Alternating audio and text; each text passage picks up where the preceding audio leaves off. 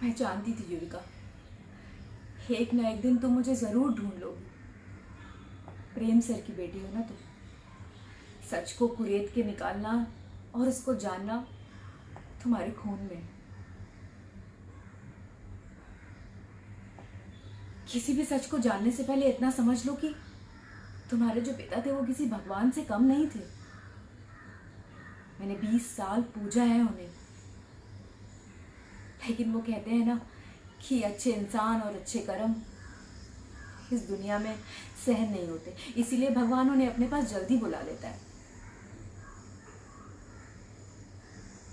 बताती हूँ युविका, मैं मजबूर थी। मुझे पैसों की जरूरत थी और महाजन की चकाचौंध और उनका रुतबा देख के मैं कहीं खो गई थी। मेरी शादी जल्दी हो गई। 1 साल बाद मेरे पति मुझे छोड़ के चले गए और फिर मुझे पता लगा कि मैं माँ बनने वाली हूँ। मेरी आर्थिक स्थिति अच्छी नहीं थी। फिर उस वक्त तुम्हारी दादी शोभा महाजन और गार्गी जी मेरे पास आए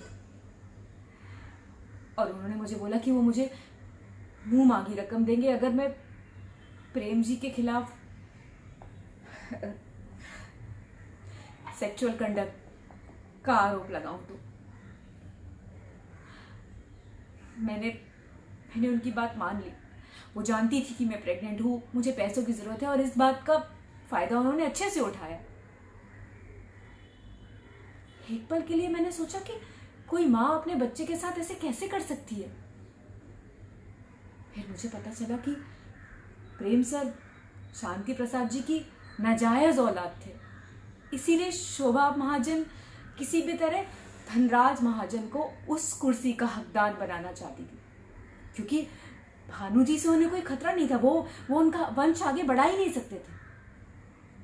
इसलिए प्रेम सर को हटाने के लिए, इस परिवार से दूर भेजने के लिए उन्होंने कुछ भी किया और मेरा इस्तेमाल किया। और मुझे पैसों की बहुत जरूरत थी।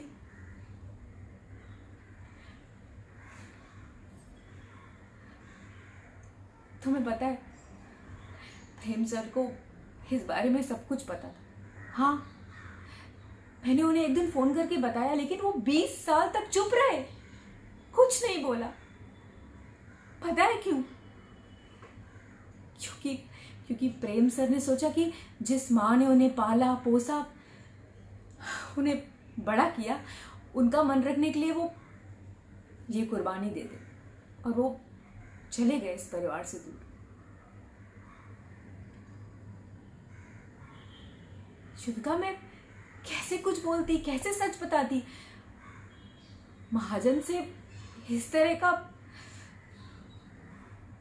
नहीं, ये मुश्किल था।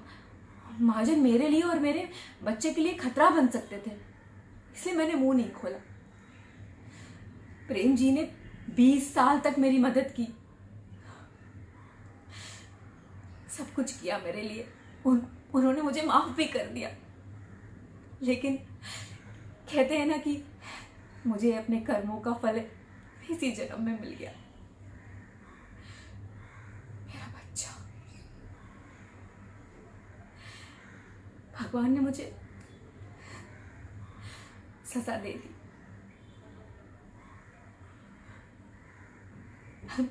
I'm sorry, Yuvika. I'm sorry.